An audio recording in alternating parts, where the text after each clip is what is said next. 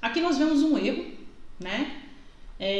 Foi um erro no procedimento cirúrgico, em que houve uma fratura total, né, de toda a mandíbula, com o que a gente chama uma fratura flutuante, né? Você fraturou tanto de um lado quanto do outro. Então houve uma fratura em que até movimentou. Você pode ver que tem diferença de nível, né, da mandíbula para a outra. E por que aconteceu isso? Por você usar força excessiva na alavanca, né, sem necessidade. Porque o que acontece? Gente, esse dente não é um dente, vamos combinar que não é um dente que tem raízes laceradas. Ele não é um dente, ele é um dente grande, é um dente grande. A base da mandíbula, né, essa base aqui, ela é mais fina menos espessa do que o normal. O dente é bem grande, né? Chega próximo, vamos ver aqui do outro lado, chega próximo da base? Chega, mas eu já vi mais próximos que não fraturaram a mandíbula. Então é bem provável que o problema aqui tenha sido força excessiva em alavanca, fazendo com que o dente funcionasse como uma cunha para fraturar a mandíbula, né? Como uma peça que fizesse um talho entre as duas partes, essas duas partes que a mandíbula dessa mandíbula, no caso, né? Você tem um buraco onde está o dente, e esse buraco ele pode funcionar como um material pontudo, né? Dependendo de como você bate ou você acerta ele vai funcionar de uma forma que frature aquilo ali naquela região. E foi mais ou menos isso que aconteceu. Por quê? Provavelmente, gente, se você fizesse um alívio ósseo, fizesse um bom descolamento e aí você enxergasse dente e osso, fizesse um alívio ósseo, você poderia, por exemplo, com esse alívio aqui na distal, você botar a sua cunha, a sua ponta do seu instrumental aqui na mesial e fazer um movimento para que ele movimente para a distal. Ele deu uma movimentadinha, provavelmente vai, porque você fez uma calha óssea ali, né? Você vai na distal e dá também mais uma mexidinha. Com isso, você vai movimentando o dente e aquele processo que a gente conversou há 2 aulas atrás, expandindo o alvéolo, dilacerando os ligamentos periodontais e com isso facilitando a remoção desse dente. O que deve ter acontecido aqui é que a pessoa colocou o instrumental em cunha, viu que ele travou e rodou de uma vez. Então você não tirou todas as resistências do dente, tá? E com isso você tem uma fratura bicortical, aí, né, dos 2 corticais da mandíbula. Ali aquele ponto vermelhinho seria um ponto onde você poderia utilizar como cunha, um ponto de apoio para você poder jogar o seu dente contra a parede mesial, tá? É uma alternativa. Fratura bicortical, fratura em tábua óssea, né? Então o que pode acontecer quando você usa força excessiva da alavanca?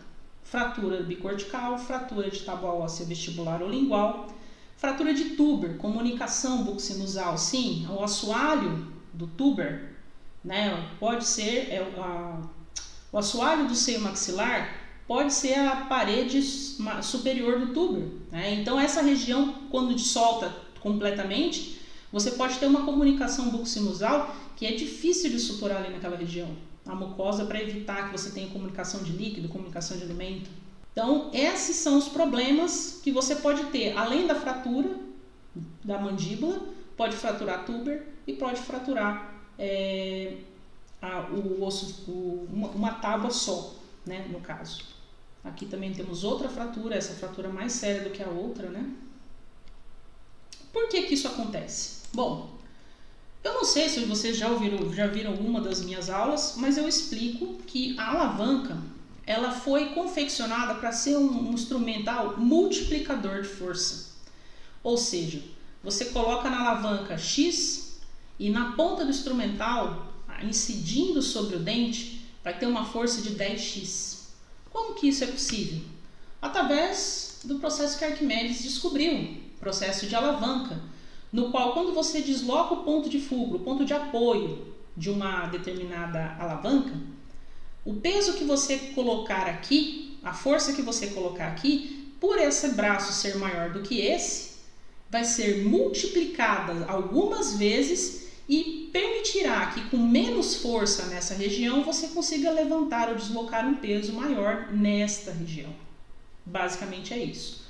Como a nossa alavanca tem o cabo e a haste maior do que a ponta, ela acaba sendo uma alavanca de primeira ordem, como essa daqui, primeira classe. Sendo uma alavanca de primeira classe, ela consegue fazer esse movimento em que o cabo e a haste funcionam como um braço de potência e a ponta como um braço de resistência, multiplicando muitas vezes aquela força que você incide no cabo.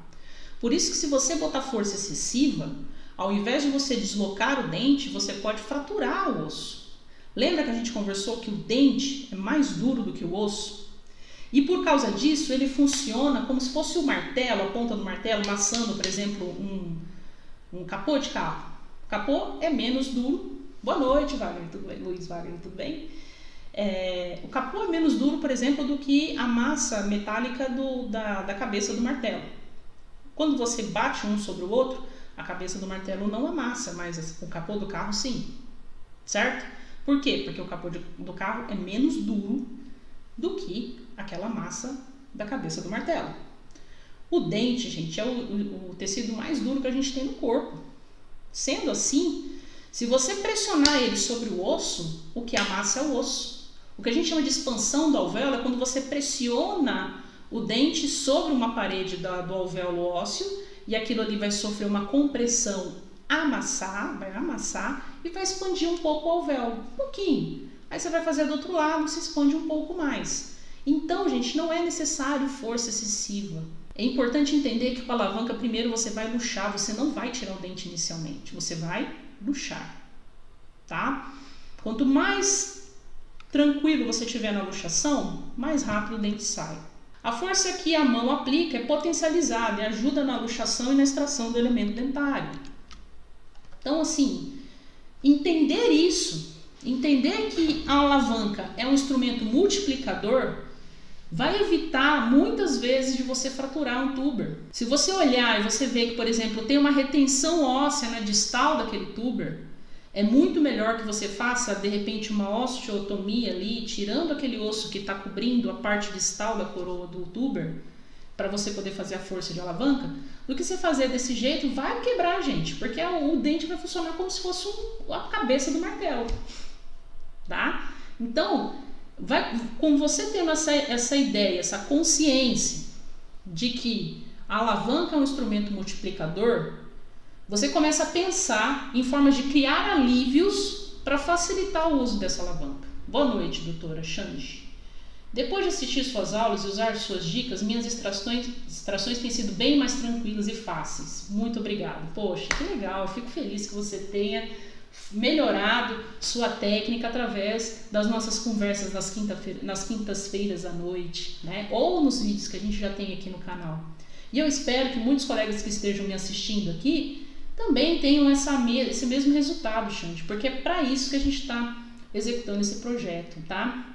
E se você conhece algum amigo aí que tem dificuldade em cirurgia, poxa, compartilha nossos vídeos, né? Indica nosso canal para ele, porque assim como você também teve esses resultados, facilitou, né, a sua vida, vai facilitar dele também. E assim nós vamos nos ajudando, né? Nós, dentistas, vamos nos ajudando a melhorar cada vez mais, certo? Então, fatores de risco para o uso inadequado da alavanca. Tem sempre em mente que o dente é mais duro que o osso, portanto deve-se exercer uma força no mesmo em que ele acabe por não fraturar a tábua óssea, tá? A alavanca não precisa de força excessiva, ela é multiplicadora de força. É isso que você tem que falar para você na hora que você estiver fazendo cirurgia. Não vou fazer força excessiva. A alavanca foi feita para isso, gente. Para você não precisar fazer força.